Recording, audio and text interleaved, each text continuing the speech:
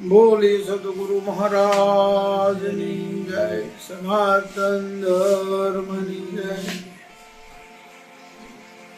આજે દરેક જીવ માત્ર આજે મનુષ્ય જન્મ આપણને મળ્યો છે। દરેક મહાપુરુષો કહે છે કે વારંવાર મળે એમ નથી। મનુષ્ય જન્મ આપણને 84 લાખ ભોગવા પછી મનુષ્ય દેહ જે મળ્યો છે એ મહાપુરુષો કહે છે કે દેવને મળવો દુર્લભ છે। અવસર વારંવાર મળે એમ નથી। દરેક જીવો આપણે એક ઈશ્વરના હંસો છે। દરેક જીવ આત્માઓ આપણે શિવમાંથી જુદા પડ્યા છીએ। બધા એક ડાળના પંખી છે। દરેક જીવ માત્રને હવની મહેનત સતત ચાલુ છે ઈશ્વરની પ્રાપ્તિ માટે। પણ ઘણા બધા લોકો ભક્તિની અંદર ઘણી બધી હાંઠીઓ કરે છે, વાર ઉપવાસો કરે છે, તીરથ વ્રત જાય છે। તો મહાપુરુષો કીધું કે ભાઈ તીરથ ગયે ફળ એક છે, સંત મળે ફળ અનેક છે। તો બેન મેવાડની મહારાણી મીરાને પણ પ્રેમ લક્ષણા ભક્તિ પ્રગટ થઈ ત્યારે ભગવાન કૃષ્ણની ભક્તિમાં મય થઈ ગઈ હતી। રાધે કૃષ્ણ બચપણથી જેને 7 વર્ષની ઉંમરથી જયમલ રાઠોડની દીકરી મીરાને લક્ષ્ય લાગી ગયો।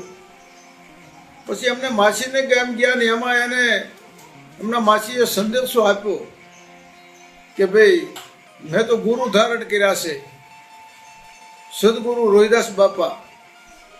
એટલે તાલાવીલે તો હતી જ બેન મીરાને એમના માસી દ્વારા કે ભાઈ તમારા ગુરુ મહારાજને મને દર્શન કરાવો ને, મને ગુરુને જિજ્ઞાસા જાગી છે।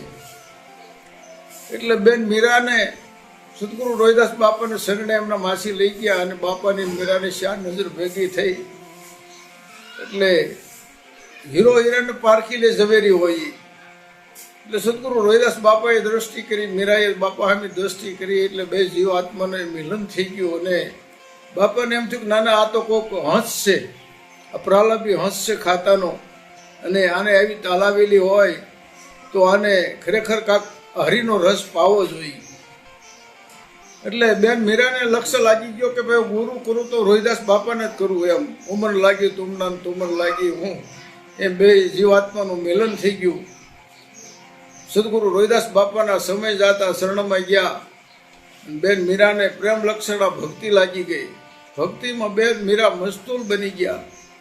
ત્યારે પોતાના દેહની દશા સદગુરુ દાસી જીવણ સાહેબ ગોળે થયું કાકાએ અને રાધા કીધી આ તમને કીધો કાન। ત્યારે દેહની ભાન ભૂલી ગયો, ત્યારે હું દાસી કહેવાનો દાફડા। જે પરમાત્માની ભક્તિની અંદર બહુ ભરપૂર હતી તો એના દેહની અંદર પરમાત્માના દર્શન થયા।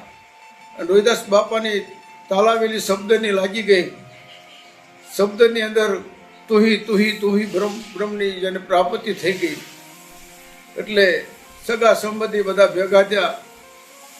બેન મીરાના પિયરીય પક્ષના બધાને બોલાવ્યા કે ભાઈ તમે મીરાને સમજાવો કે ભાઈ મને ભક્તિ કરેનો વાંધો નથી, મારે વાંધો એને કોઈ હાથમાં ન આવ્યું। અમે રાજા છીએ, મોટા મોટા ઋષિમુનિઓ, મોટા મોટા પંડિતો, શંકરાચાર્ય, જગતમાં કોઈને પણ યોગ્ય લાગે એને ગુરુ ધારણ કરી લે। મેવાડની મહારાણી મીરા છે, એના ગુરુ સમાર છે, એના મને વાંધો છે, તમે મીરાને સમજાવો, હજી હું એને તક આપું છું। એટલે બેન મીરાને વાત કરી મીરા મને વાંધો આટલો જ છે કે તું તારા ગુરુ જે સમાર છે ને ત્યાં મને વાંધો છે, ત્યાં મારે હેઠું જોયા જેવું થાય છે। બીજા તને કોઈ પણ ગુરુ ધારણ તો કરી લે, હું તને સન્માનથી સ્વીકારી લઉં, હું તને હાથીની અંબાડીએ ચડાવું। એટલે બેન મીરાએ રાણાને કીધું રાણા એ તો મેં પહેલાં બધાને જોઈ મૂક્યા છે, મોટા મોટા જે જટધારી મઠધારી જે કાંઈ છે મોટા મોટા સંપ્રદાય એ તો મેં પહેલાં જોઈ મૂક્યા છે। હવે મારા ગુરુ રોહિદાસે મને હાથીની અંબાડીએ ગજ માથે બેહાડે છે, રાણા હવે મને ગધેડે ક્યાં ચડાવવું છે? બેન મીરાએ ઘણું બધું રાણાએ સમજાવ્યું। પછી એમના માતા પિતા, કાકા કુટુંબ જોવો તો ખરા કે આ કોઈની લાજ મર્યાદા નથી। જેઠ બેઠા છે, હારા બેઠા છે કુટુંબની। એટલે બેન મીરા કે રાણા તારા માટે હારા જેઠ ના બધા આડંબરો દેખાય છે. મને તો બધામાં મારો રામ ઘટોઘટમાં દ્વારકાનો નાથ દેખાય છે. મને કોઈ જેઠ કે હારો દેખાતો નથી. મીરા કે રાણા તને આ બધું દેખાય છે. એટલે એના માવતરે પક્ષે કીધું કે હવે કોઈ રીતે સમજાવો. એના માવતરે સમજાવે કે કોઈ રીતે બેન મીરા તું રોહિદાસનો સંગ છોડી દે. એટલે બેન મીરાએ કીધું સહેલી મોરી ભાગે રે મળ્યો અમને એવા સાધુ રે પુરુષનો સંગ હે બેની અમને ભાગે રે મળ્યો એવા સજન પુરુષ. મારા ભાગ્ય મને સંગ મળ્યો છે. હવે તો મને જે રંગ લાગ્યો છે ને રાણા, હવે બીજો રંગ મને નહીં ચડે. બોલો સદગુરુ મહારાજની જય, સનાતન ધર્મની જય.